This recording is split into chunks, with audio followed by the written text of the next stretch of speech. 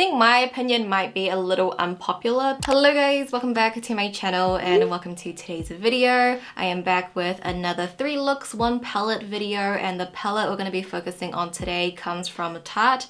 This is their Tartelette Juicy Amazonian Clay palette, and this palette is really special because actually one of you guys, one of my dear subscribers, sent this to me in my PO box. So thank you so much to Fee, I hope I'm pronouncing your name correctly, for sending this over my way. I really did not expect this in my PO box. I really opened that just to pen pal with you guys, so this was a complete surprise. I actually mentioned this in one of my purchase or pass videos where I added this into my wish list, but it wasn't available in New Zealand at that time, and then Fee just sent this to my PO box and I was like shook because this palette is really expensive and I felt really bad, but I'm so appreciative, so I wanted to do a video, a review, 3 looks on it in return, so hopefully you guys will enjoy this video. I'm gonna share my thoughts on the formulation because it is my first time actually using an eyeshadow palette from Tarte, and then of course I have my 3 looks for you.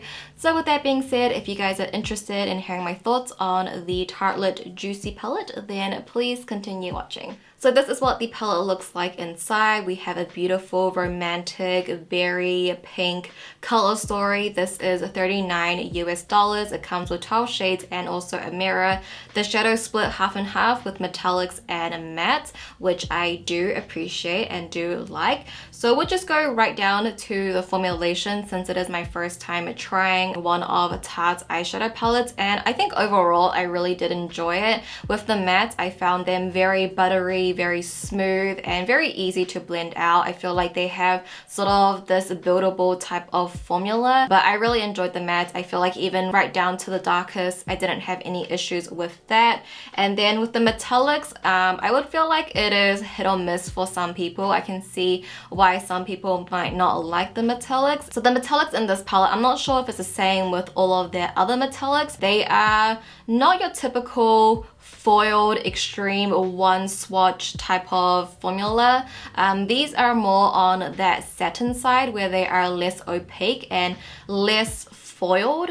So I think it depends on your preference and what you prefer, but I think for a palette like this, I don't mind that. I think it makes a lot of sense actually, because I think this palette would be a really great everyday palette for school, for work. You know, those really intense foiled metallics can be a little bit too much if you have like strict makeup codes for work or for school. Then I think these are definitely a lot more subtle, and I think for the looks that you create out of this palette, I think that kind of formulation works a lot better, but I can see why that some people might not like it, because I was reading some reviews on the Sephora website and how some of the lower reviews were saying that the metallics are very sheer and opaque, but I think they still perform well, but they're not going to be like that intense foiled metallic that you're really expecting that you can get from other colors. So there's that. I think that is something to consider and your preference when it comes to that. But personally, for a palette like this, I really didn't mind it. I feel like, you know, they're still quite intense, but they are more on that satin intense side, not that foiled metallic side. I hope that makes sense. I personally overall really enjoy this palette. I really like the looks that came out of it. I'm excited to keep playing with it, and the reason why I really wanted this palette in the beginning was because of the tones. I really love the tones in here. They have that muted vibe, and it really reminded me of one of my favorite palettes from ColourPop, Give It To Me Straight, which is now discontinued. I will compare these a little later on, but I just really love this type of color story. It's really up my alley, so I think overall I really do like it. But for the price, $39, I don't think the formulation is really anything outstanding for that price point, but it does work well. And if you're a fan of Tarte and their other Tarte palettes, then I would say this one is a really nice one. It's hard to justify when something is expensive, you know, like it's hard to recommend as a reviewer. But if you were curious about the palette in general and how it performs, I personally really like it. I don't think it's anything outstanding, but it's a palette that I can actually see myself keeping in my top drawer, keeping on hand, and using constantly as an everyday palette. There's also another thing that I want to note is the scent from this palette. It smells like the Too Faced chocolate palette. It is very, very fragrant. Like when you open this up, you will have a strong whiff.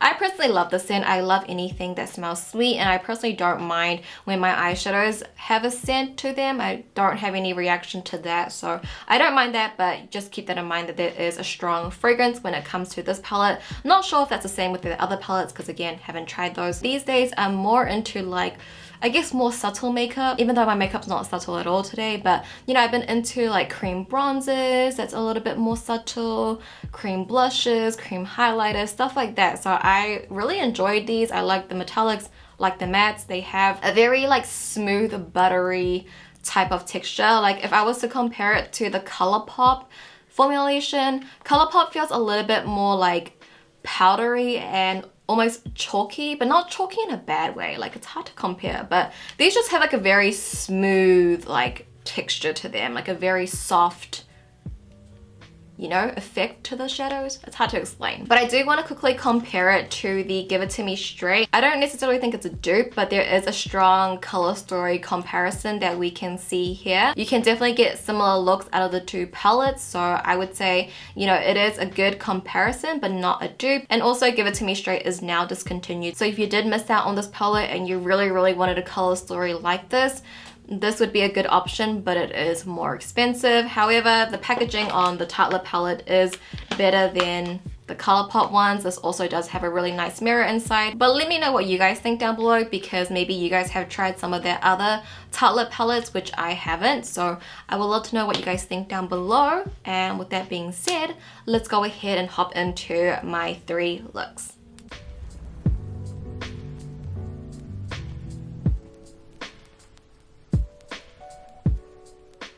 Alright guys, so hopping into the first look, I'm going to start off with the shade Happiness. I'm just going to sweep that all over my lid into my crease, and this is going to act as our base color. Happiness on my skin tone is a pretty good transitional shadow just because it's not too deep, but it does give enough definition for a base color. So I'm also going to take that onto my lower lash line as well, just dusting that all over the lower lash line from the outer corner right to the inner corner. Next, we're going to go into the shade Luscious, and we're going to start packing this shadow on at the outer corners of our eyes, just stamping it on there first just to get the most pigmentation, and then we will slowly start buffing and blending that shadow out to create a diffused look at the outer corners. We're going to be emphasizing the outer corners a lot in this look, so we want to start building up that depth at the outer corner to give us a cat-eyed shape. So I'm also going to take Luscious onto my lower lash line as well, but I'm going to take it on a flat defining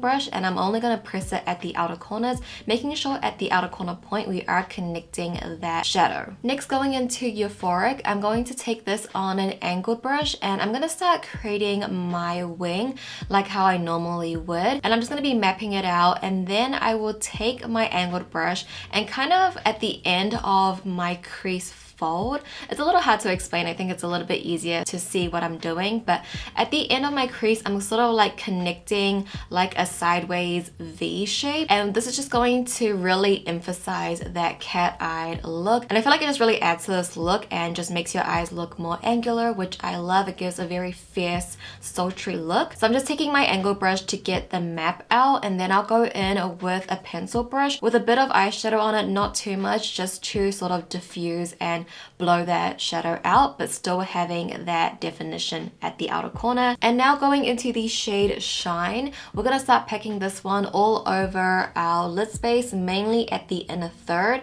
I really want the shadow to be diffused, so we're not like going to be so precise with it. We're just going to like blow it out all over that crease area onto the lid, so it looks very nice and diffused. And lastly, going into the shade Reflect, I'm going to use this to highlight my inner corners, and I'll also use a little bit to highlight the inner third of my lower lash line. This is just going to help brighten up and open up our eyes. And now to just complete the look, I'm going in with my brown eyeliner, and I'm going to use this to tightline my upper waterline and also my bottom waterline just to complete that ultimate sultry look. And then just popping on my false lashes, I am wearing Boudoir Light from House of Lashes. And this is the first look completed. I hope you guys like it. I love how we're able to create a very sort of neutral and warm look out of this very pinky mauvey palette. And I love how this look turned out. I love the technique that we did. I feel like my eyes just really pop and they look super sultry. So I really do love how this look turned out, and I hope you guys like it too.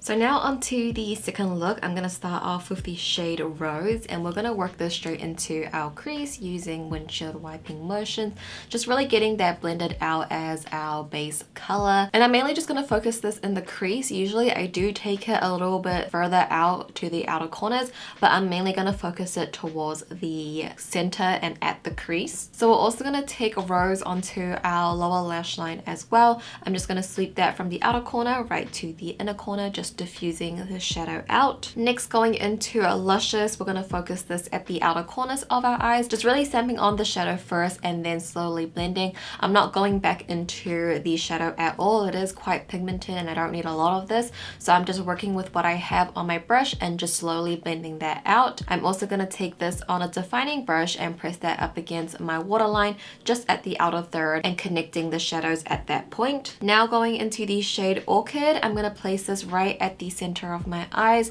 This is more of like a satin metallic. It's a metallic that you need to build up to get the intensity, but it is still quite subtle. It's not so foiled and intense, which is nice for like a pink, soft, romantic look. And now going into Paradise, I'm going to place this right at the inner third of my lid space and then carry that through into my inner corners and then onto my lower lash line just at the inner third point, and we're just going to highlight that whole inner corner with Paradise. This again is also on the satin side, but I feel like because it's a lighter shade, it has a bit more impact and it's a little bit more pigmented, but I think it's the perfect inner corner highlight and it's just like glowing and it just pulls the entire look together. So now I'm going to go in with my brown liquid liner just to create my wing, and then I'll actually go in with Euphoric from the palette, the dark brown shadow, to smudge and extend that wing out. And then I will pop on my false lashes.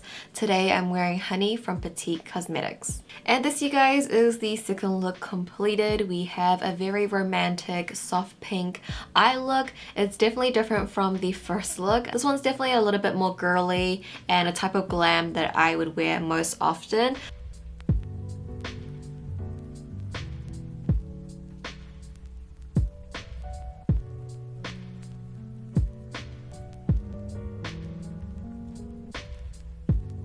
And now onto the final look. I'm going to start off with the shade Petal as our transition shadow. So we're just going to work that straight into our crease using windshield wiping motions like always. And then I'm also going to take Petal onto my lower lash line as well, just sweeping the shadow from the outer corner right to the inner corner. Next, I'm going to go into the shade Dusk, and we're going to start applying this all over our lid space, just focusing most of the shadow on the actual lid, and then we'll slowly diffuse that into the crease, into the transition shadow. This is a really nice satin darker metallic, and I feel like it just gives you that sultry type of look. I'm also going to take a little bit of a Luscious and I'm just going to run that all over the lower lash line, just so that the lower lash line and the lid has the same amount of darkness and it can look more cohesive. And then next I'm just taking Reflect and I'm going to place this right at the center of the lid just to give the eye look a little bit more dimension and just creating more light to the eye look. I also take Reflect into our inner corners as well to highlight that area. So now I'm just going to go in with my black liquid liner and I'm going to use this to create my wing. I will go in with a black matte eyeshadow to help smudge and extend and smoke out that wing. And then popping on my false lashes, I'm wearing the Boudoir Lite from House of Lashes. And this, you guys, completes the final look. I hope you guys like it. We have a very sultry but smoky eye look. I love how the shadows are quite muted, but it still makes my eyes pop, and I just overall really love the tones. And this technique was super easy as well, but it looks super glam, so I love that, and I hope you guys love it too. Alright, you guys, so those were my 3 looks. That was my review on the Tartelette Juicy palette. I would love to know which look out of the 3 was your favorite down below. I would love to know your thoughts on the palette itself. If you guys have tried it, what do you guys think? Let me know down below. I think my opinion might be a little unpopular because, again, I read some of the reviews online and I feel like it's definitely half and half, but I feel like I'm more in favor of this palette. Like, I really enjoyed this one. And again, thank you so much to Fee for sending this to me. I will treasure this. I will keep this on my vanity, and I will always think of you every time I use it. So thank you again. But I hope you guys enjoyed this video. I hope you found it helpful. If you did find it helpful, if you could give it a thumbs up for me, I would appreciate it so much. That really does help out my channel and my videos out a lot. Thank you guys so much for watching. As always, I love you guys so much, and I'll see you in my next video. Bye!